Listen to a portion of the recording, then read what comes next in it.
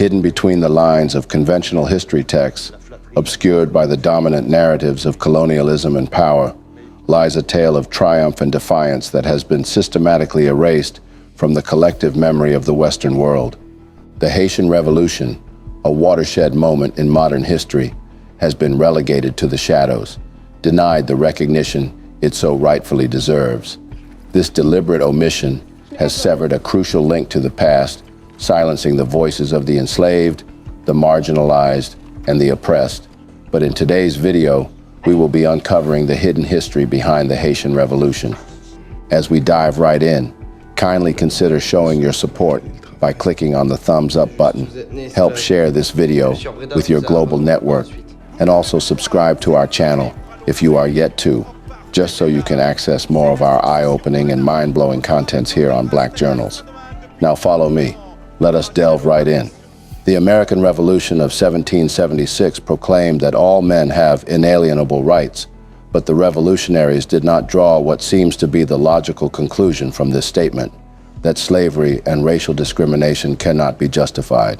The creation of the United States led instead to the expansion of African American slavery in the southern states. It took the Civil War of 1865 to bring about emancipation. Just when the American Constitution was going into effect in 1789, a revolution broke out in France. Like the American revolutionaries, the French immediately proclaimed that men are born and remain free and equal in rights. But did this apply to the slaves in France's overseas colonies? The question was an important one. Even though France's colonies looked small on the map, the three Caribbean colonies of Saint-Domingue, today's Republic of Haiti, Guadeloupe and Martinique, contained almost as many slaves as the 13 much larger American states, which is about 700,000.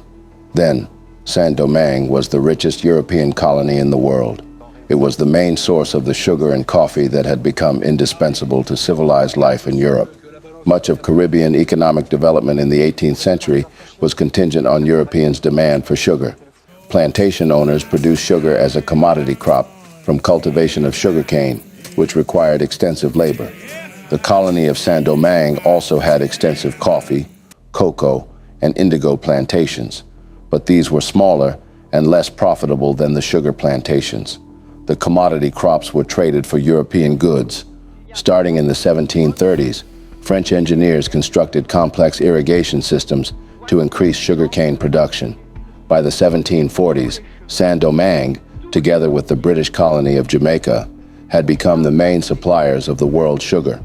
Production of sugar depended on extensive manual labor provided by enslaved Africans. An average of 600 ships engaged every year in shipping products from Saint-Domingue to Bordeaux, and the value of the colony's crops and goods was almost equal in value to all of the products shipped from the 13 colonies to Great Britain.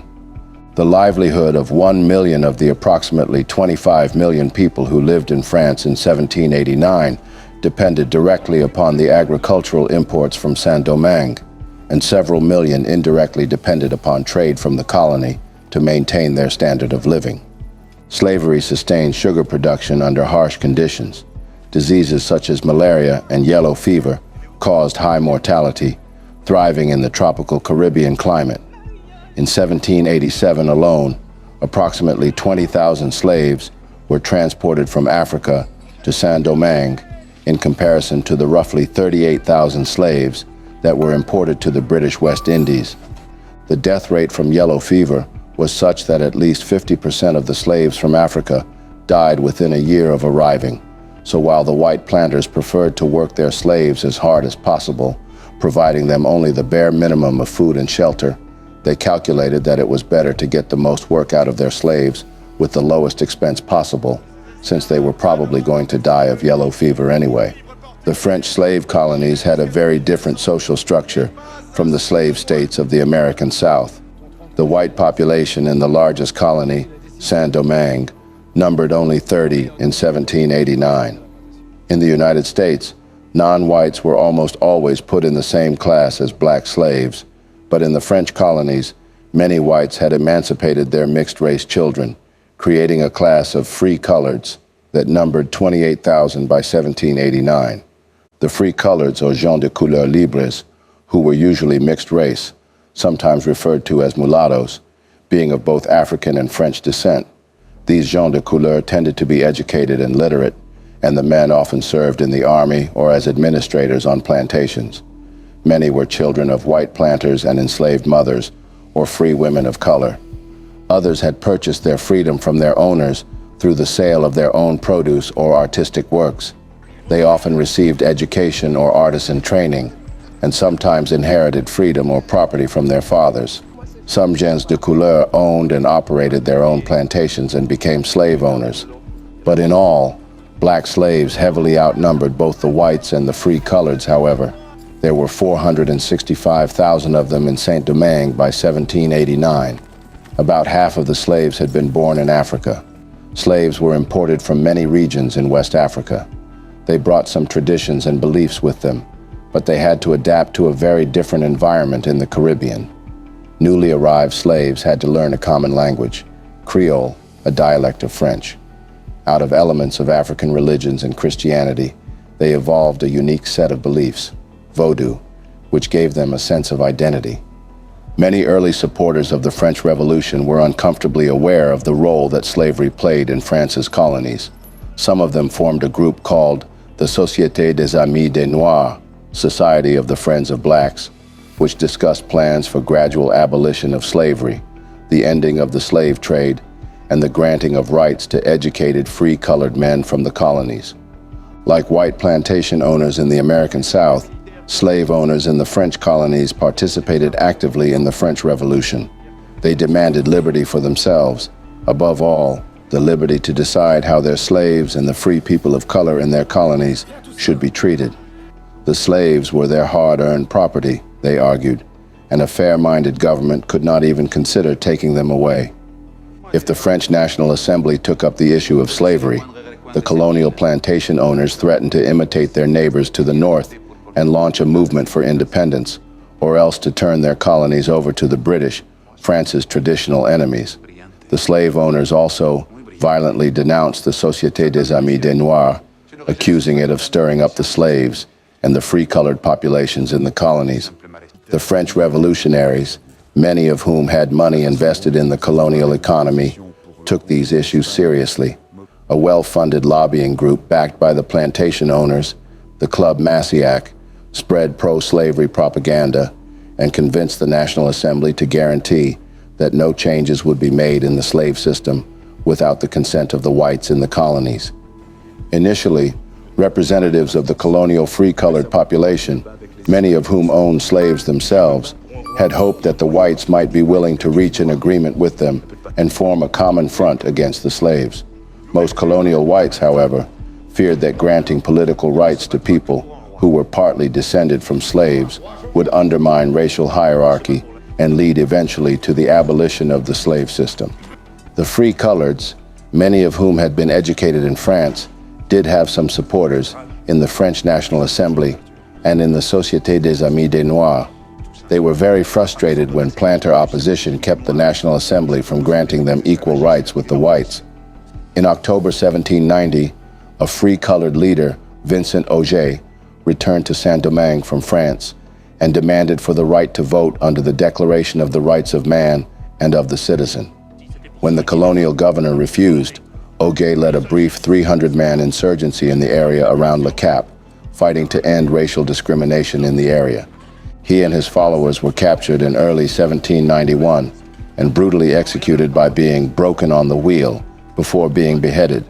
While Auger was not fighting against slavery, his treatment was cited by later slave rebels as one of the factors in their decision to rise up in August 1791 and resist treaties with the colonists.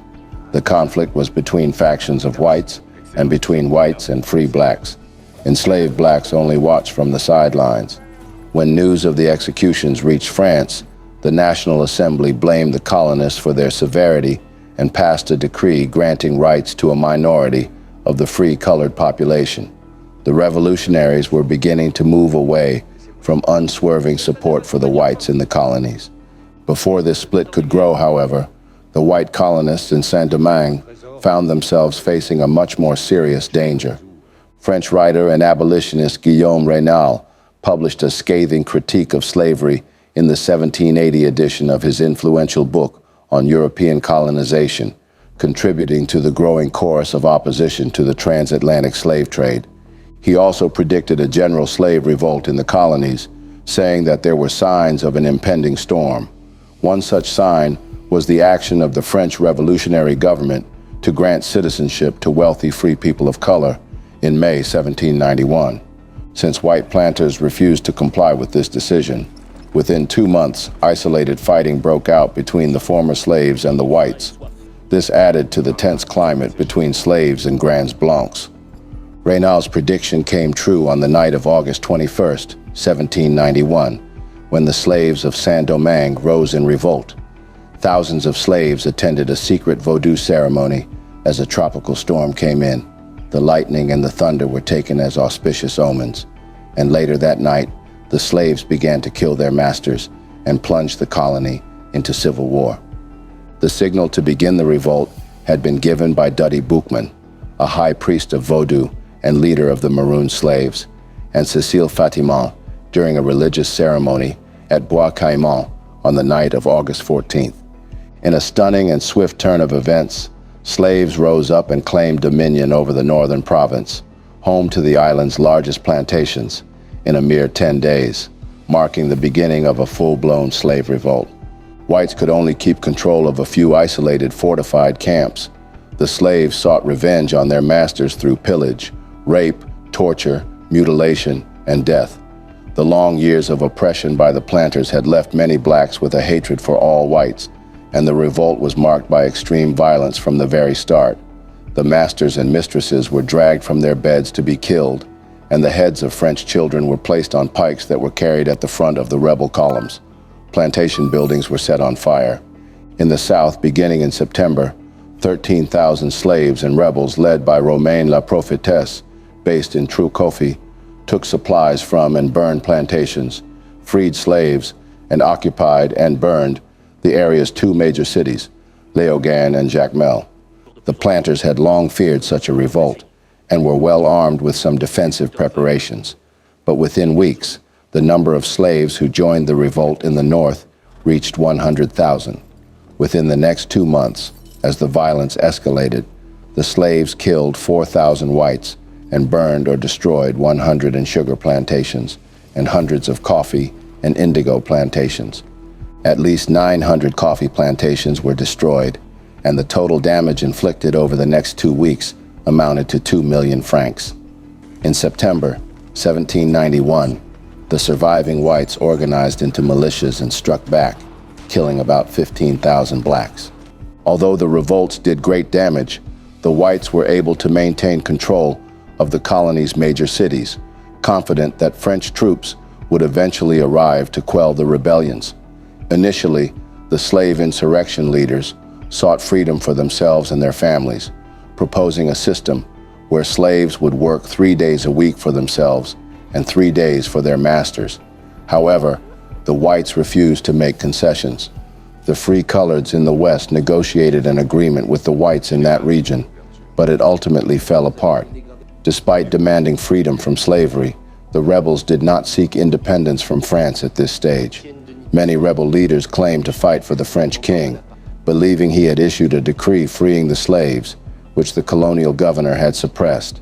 As such, they sought their rights as French citizens, granted by the king.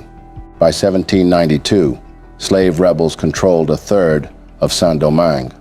The success of the rebellion caused the National Assembly to realize it was facing an ominous situation. The Assembly granted civil and political rights to free men of color in the colonies in March 1792. Countries throughout Europe, as well as the United States, were shocked by the decision, but the Assembly was determined to stop the revolt. By the fall of 1792, French troops had regained control of most of Saint-Domingue, but the French and whites in the colony were increasingly divided over the French Revolution. This division was exacerbated by the overthrow of King Louis XVI in August 1792 and the election of the Radical National Convention. When news of these events reached Saint-Domingue, it split the white population, with some supporting the revolution and others opposing it. In an effort to assert control, the National Convention sent Commissioner Léger-Félicité Sonthonax to the island. However, most whites refused to obey him, prompting Sonthonax to seek support among the free coloreds. He advocated for equal rights for free people of color, which further polarized the white population. Meanwhile, the French Assembly dispatched 6,000 soldiers to the island, and Sonthonax, now governor, abolished slavery in the northern province. This move was met with hostility from planters, whom Sonthonax viewed as royalists. In the same month, a coalition of whites, conservative free blacks, and French forces put down the Trau-Coffee uprising in the south. In June 1793, white forces opposed to the revolution and the granting of rights to people of color tried to seize control of the island's main city, Cap Français. Outnumbered, Sonthonax made a radical move.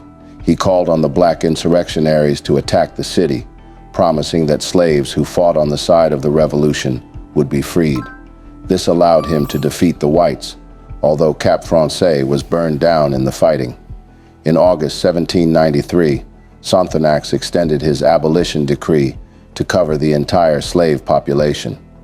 The leaders of the Black Revolt that had begun in 1791 were still distrustful of Sonthonax and the French. They feared that the National Convention might not support Sonthonax's emancipation decree. The white planters had also not given up the fight. Some of them encouraged the British and Spanish to send forces to Saint-Domingue. Others sent deputies to France who managed to convince many supporters of the revolution that Sonthonax was trying to set up his own dictatorship in the island. The National Convention eventually realized that the white colonist deputies had misled them. On February 4, 1794, the convention took a decisive step. France became the first European country to officially outlaw slavery in all its colonies. A black and a mixed-race deputy from Saint-Domingue were seated in the convention, another first in European history. While this measure marked a breakthrough for the abolition movement, it was not passed entirely on idealistic grounds. The British had already captured the French colony of Martinique. They were poised to take over Guadeloupe, and they threatened to conquer Saint-Domingue as well, if Sonthonax could not rally the blacks to his side. France thus had little to lose by granting emancipation in the Caribbean. Significantly, the abolition decree was never applied in the two small French slave colonies in the Indian Ocean, which were not threatened by the British. Some revolutionaries hoped that the proclamation would set off slave revolts in other countries' colonies, thereby helping France in its war against them. Since the start of the insurrection in 1791, several black generals had emerged as leaders of the movement fighting the French and the whites in Saint-Domingue. Most of them had allied with France's enemies, England and Spain, and some had sold slaves to the Spanish to raise money for their troops. Even the news of the French Emancipation Proclamation did not persuade most of these generals to change sides. One of the black leaders did rally to the French side in early 1794, however. His name was Toussaint de Breda. In 1794, he began to call himself Toussaint Louverture, meaning Toussaint the Opening, or the Way. Originally a slave, Toussaint had been freed before the Revolution, and at one time owned a small plantation with 15 slaves. He does not seem to have been among the earliest supporters of the 1791 uprising, but he joined it soon afterward and was quickly recognized for his military and political skills. By 1794, he had built up the best organized and most effective military unit on the island. When he decided to join Sonthonax and the French Republicans in May 1794, the military balance soon shifted in their favor. By the summer of 1794, the combined forces of Toussaint and the French had regained the upper hand in Saint-Domingue, although the British continued to hold part of the island until 1798. Toussaint had received the rank of general in the French forces. During this period, he steadily increased his power at the expense of a series of French generals and political figures sent to govern the island. He also outmaneuvered the leaders of the Free Coloreds and rival black commanders. Toussaint conducted secret negotiations with the British that led to their withdrawal from Saint-Domingue in 1798. He also had contacts with the United States government, which was then involved in a virtual war with France, and he was happy to undermine French control over their colonies. Historians disagree about what Toussaint was aiming at during these years. Some think he already intended to create an independent country. Others believe he was hoping for an arrangement in which Saint-Domingue would remain a French colony, but with a government of its own, chosen by all its citizens, regardless of race. Toussaint was aware that, as revolutionary fervor in France was dying down, some politicians were calling for the restoration of slavery in the colonies. He had no intention of letting that happen, but he needed French support against the British, and so he played a complicated game and kept his real goals unclear. Toussaint did hope to restore Saint-Domingue's economy. Although he assured the black population that there would be no return to slavery, he insisted that most former slaves had to return to their plantations and resume fieldwork. They would now be paid and have more free time, but they were still not free to leave or to become independent farmers on their own land. Toussaint needed the income from the large plantations to support his army. To ensure the loyalty of his officers, he gave many of them large estates. Toussaint thus began to create a black-dominated society, but one with a large gap between the ruling elite and the mass of the population. Toussaint made a point of including some people of mixed race and even some whites in his ruling elite, but he did not allow them any independent authority. In 1799 to 1800, he fought a bloody war against the remaining leaders of the mixed race group, who had taken control of much of the west and south of Saint-Domingue during the earlier fighting. In 1801, he crushed a rebellion by one of his closest followers, Moise, who had favored dividing land more evenly among the former slaves. By this time, a new ruler had taken over France, Napoleon Bonaparte. Toussaint quickly sensed that this determined and authoritarian leader would not be likely to tolerate a largely autonomous government in what Napoleon still regarded as a French colony. While sending messages designed to win Napoleon's favor, Toussaint also oversaw the drafting of a constitution for Saint-Domingue that would make the island virtually independent. Napoleon considered various plans for France's colonies during his first years of power. Among other ideas, he even thought of employing Toussaint and his black troops to create a large French empire in Louisiana. As long as he was still at war with the British, he could not do much about Saint-Domingue because the British Navy prevented French ships from sailing to the Caribbean. In late 1801, however, Britain and France made peace. Napoleon immediately began preparations to send military forces to regain control of Saint-Domingue and France's other Caribbean colonies.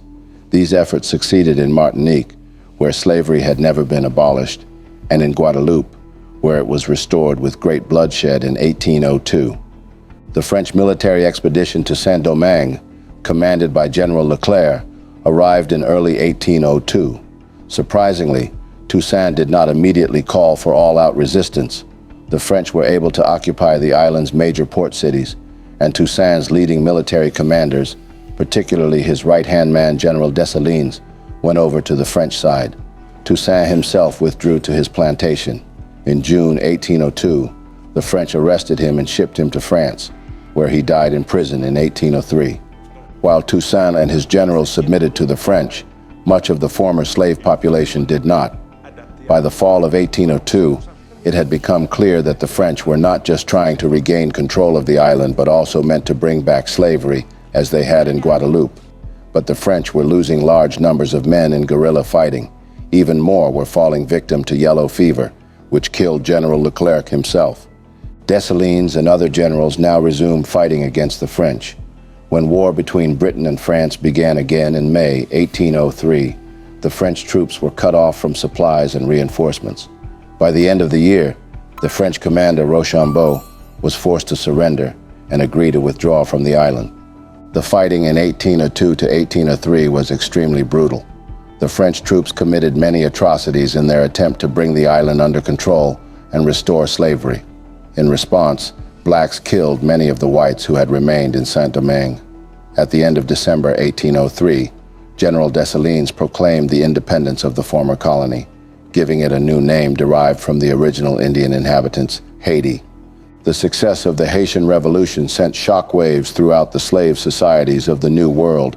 For the first time in the history of the New World, a slave revolt had culminated in the total defeat of white forces. Although he died before Haitian independence was achieved, Toussaint Louverture's story became a legendary one. A black former slave had shown that he could defeat the best white generals and outwit the most skillful white politicians. Haiti became the first former European colony where people of color succeeded in overturning slavery and racial inequality. Memories of the Haitian Revolution have continued to influence movements for liberation for the past 2 centuries. At the same time, however, Toussaint Louverture left a troubled legacy to Haiti's black population. The very inegalitarian society he created, based on rule by a military caste, left a lasting imprint on the country's social structure. In addition, he did not succeed in overcoming the divisions between the lighter-skinned descendants of the mulatto or mixed race group and the mass of the population. Conflicts between these two groups have marked much of Haiti's subsequent history. Haiti has also had a long struggle to overcome the hostility of the outside world. The United States did not even recognize Haiti as a sovereign nation until 1862, and many Haitians still have bad memories of the long period of American military occupation from 1915 to 1934. Popular images of Haiti in the United States have been strongly influenced by sensationalistic books and movies about voodoo. Only in recent years have anthropologists and scholars in religious studies begun to take a more serious interest in this aspect of Haitian culture. Despite Haiti's small size, the Haitian Revolution of 1791 to 1804 was a major event in world history.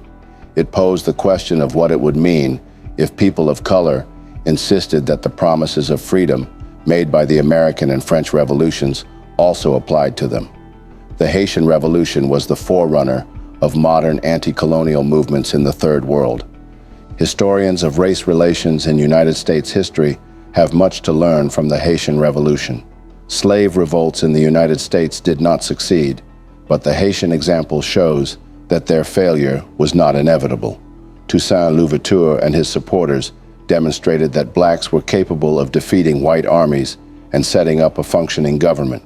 Between 1798 and 1802, Saint-Domingue, under Toussaint's rule, offered a glimpse of the possibility that a new world slave society could be transformed into a genuinely multiracial community. On the other hand, the example of Saint-Domingue shows that it took special conditions for a slave revolt to succeed in the New World. Slaves outnumbered whites in Saint-Domingue by more than 10 to 1.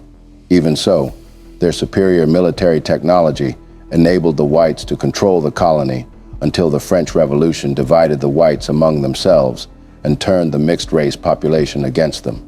Toussaint's success also depended heavily on his ability to play the different white powers against each other. At crucial moments in his career, he benefited from support from the Spanish, the British, and the Americans. Understanding the conditions that allowed the Haitian Revolution to succeed helps us understand what factors allowed the white slave owners of the American South to keep power for so long. And as we reflect on the Haitian Revolution, we honor the courage and resilience of the enslaved people who fought for their freedom and shaped the course of history. Their legacy continues to inspire us today, reminding us of the power of collective action and the unwavering pursuit of justice and equality. Today, their story continues to stand as a testament to the human spirit's capacity for triumph and a reminder of the importance of preserving our collective memory.